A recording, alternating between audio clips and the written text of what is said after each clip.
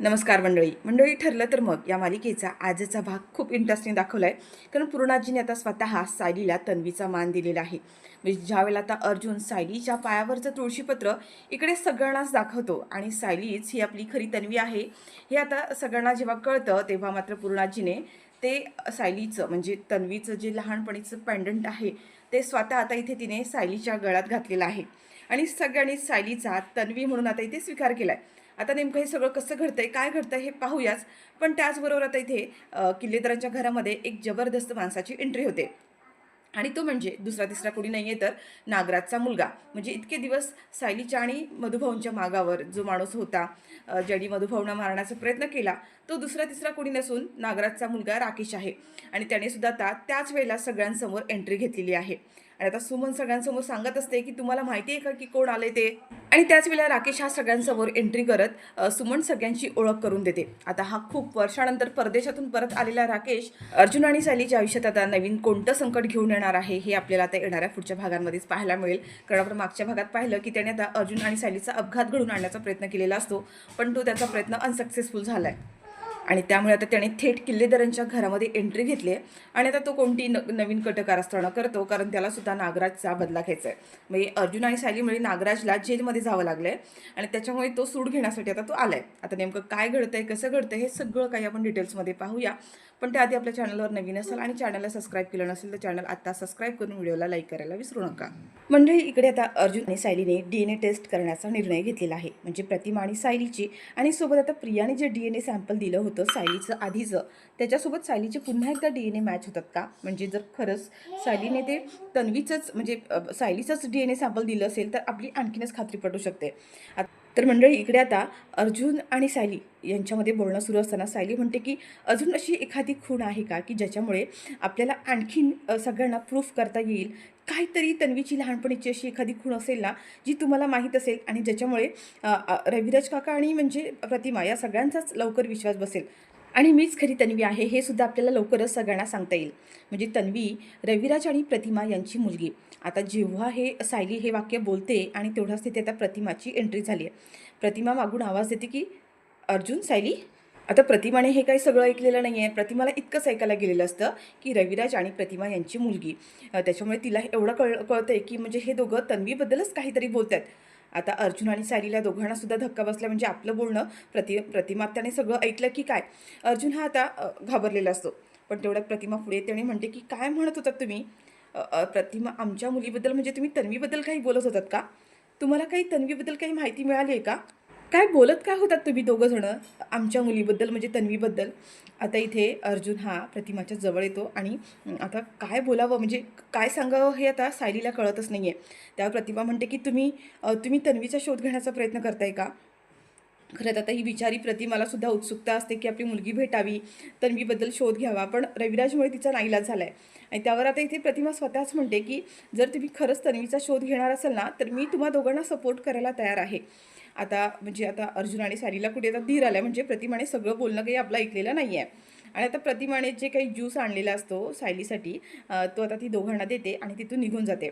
पण सायली म्हणते की बरं झालं प्रतिमात्याने आपलं बोलणं पूर्ण ऐकलं नाही, नाहीतर आपण तिला आता काय उत्तर दिलं असतं.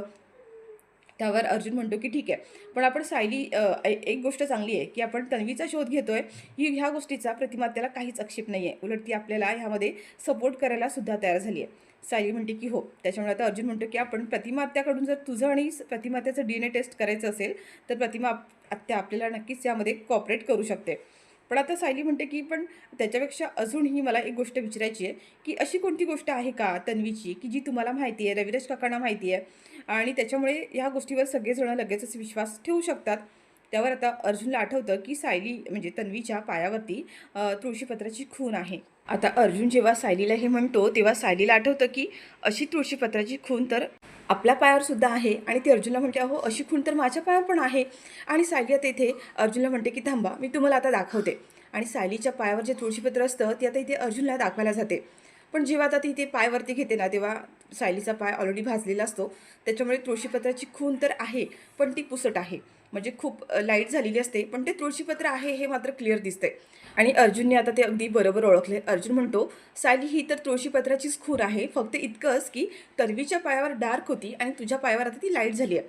आणि तेव्हा आता अर्जुन आणि सायली दोघांनाही आठवतं की सायलीचा पाय भाजला होता आणि त्या पाय भाजल्यामुळे तिच्या पायावरचं तुळशीपत्राची खूण आहे ती लाईट झालेली आहे, पण तो काळा डाग आणि तुळशीपत्राचा आकार अजूनही तिच्या पायावर तसाच दिसतोय.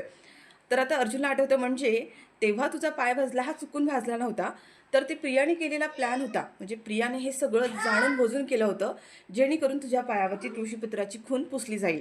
आणि तेव्हा सायली म्हणते की हो, म्हणजे हे सगळं प्रियाचं कारस्थान आणि तिने मुद्दाम केलं आहे आणि हे आत्ता ह्या वेळेला दोघांच्या लक्षात येतं आहे. आता मात्र अर्जुन आणि सायली कसलाही क्षणाचाही विचार न करता अर्जुन म्हणतो की सायली, हा तर खूप मोठा पुरावा आहे. तुझ्या पायावरची तुळशीपत्राची खून जरी लाईट झालेली असली तरीसुद्धा ती तुझी जन्मखूण आहे हे स्पष्ट दिसतंय. आणि आत्ता आपल्याला DNA टेस्ट किंवा या सगळ्या गोष्टींची वाट पाहायची गरज नाही आहे. तूच तन्वी आहेस या गोष्टीवरून सिद्ध होतंय. आता ह्या दोघांनासुद्धा खूप आनंद झाला आहे. म्हणजे त्यांना असा काहीतरी एक ठोस पुरावा मिळाला की सायलीच खरी तन्वी आहे. आणि अर्जुन म्हणतो की नाही, आत्ता मी DNA टेस्ट करेपर्यंत थांबणार नाही आहे. आपण आत्ताच्या आत्ता जाऊन सगळ्यांना सांगूया. सायली म्हणते की खरंच आपण आत्ता जाऊन सगळ्यांना सांगूया का ही गोष्ट? पण अहो, तर आता अर्जुन म्हणतो की आता तू मनामध्ये ना कोणती शंका आणू नकोस. तुझ्या पायावरचं हे तुळशीपत्र पाहून प्रतिमा आत्या आणि रविराज काकांचा 100% विश्वास बसेल, खात्री पटणार आहे. आणि आता अर्जुन आणि सायली कसलाही विचार न करता, कसलाही हे न करता डिरेक्टली आता सगळ्यांसमोर जाऊन त्यांनी सायलीच्या पायावरचं तुळशीपत्र आहे ते सगळ्यांना दाखवलेलं आहे. आता इथे अर्जुनने सगळ्यांना हॉलमध्ये खाली बोलावून घेतलेलं असतं आणि अर्जुन म्हणत असतं की आज मी तुम्हा सगळ्यांना खूप मोठी गोष्ट सांगणार आहे. आणि ते म्हणजे आपण इतके दिवस ज्या गोष्टीची वाट पाहत होतो ती गोष्ट आज आपल्या सगळ्यांना सापडली आहे. ती म्हणजे आपली तन्वी. आता हे ऐकल्यानंतर सगळ्यांना आधी खूप मोठा धक्का बसतोय, पण अर्जुन आता ती गोष्ट काही फार लांबवत नाही आहे. आणि सायलीच्या पायावर जे आहे असलेलं तुळशीपत्र त्याने आता ते सगळ्यांच्या समोर दाखवलं आहे. आणि ती गोष्ट आता पाहिल्यानंतर म्हणजे कोणाचाही म्हणजे विश्वासच बसत नव्हता की इतके दिवस आपली तन्वी आपल्यासमोर आहे. पण अर्जुनने आता ही सरप्राईज देण्याआधी त्याने सगळा रूम डेकोरेट केलेला असतो, हॉल सगळी सजावट केलेली असते आणि सगळ्यांसाठी खूप मोठं सरप्राईज असतं. आणि सगळ्यांना कळत नाही की नक्की अर्जुनला काय सांगायचं आहे, त्याने एवढी सजावट तयारी का करून ठेवली आहे. आणि सगळेजण आता जेव्हा इकडे हॉलमध्ये जमा होतात तेव्हा मात्र अर्जुनने सगळ्यांसमोर आता हा खूप मोठा बॉम्ब फोडलेला आहे. म्हणजे सायली तन्वी आहे हे आता त्याने सगळ्यांना दाखवलं आहे. तिच्या पायावरची तुळशीपत्राची खून दाखवली आहे. आणि आता रविराज, प्रतिमा या सगळ्यांचाच खरं तर या गोष्टीवरती विश्वास बसला आहे. कारण सायलीचे आणि प्रतिमाचे गुण तसेही सगळ्यांचे जुळते मुळते होते.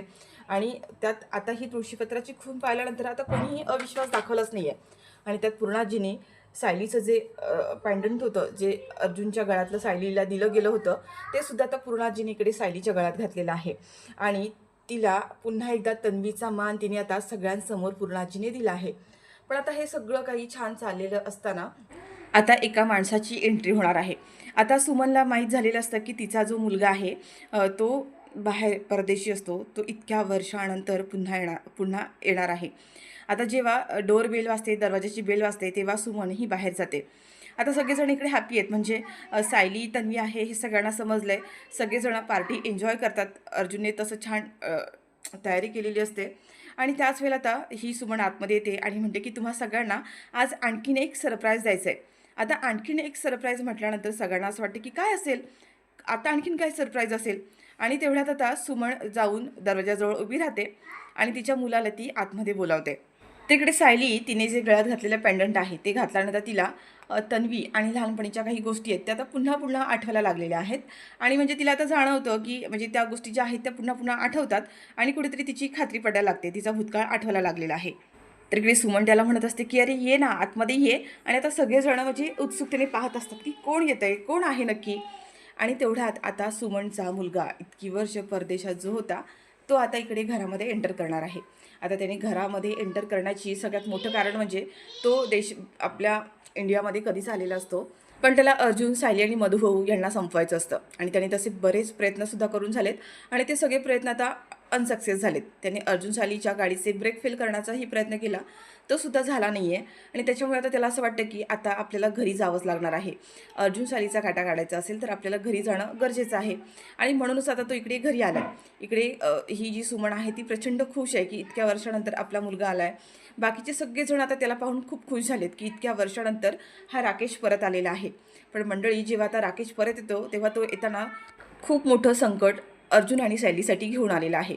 म्हणजे नागराजला अटक झाली आहे आणि त्यात आता ही तन्वीसुद्धा सापडली आहे, म्हणजे ही सगळी प्रॉपर्टी एकट्या त्या तन्वीच्या घशात जाणार आणि म्हणूनच आता तो पुन्हा आता अर्जुन आणि सायलीला इकडे त्रास देणार आहे त्या आणि नागराजचं जे अपूर्ण राहिलेलं काम आता तो स्वतः पूर्ण करणार आहे.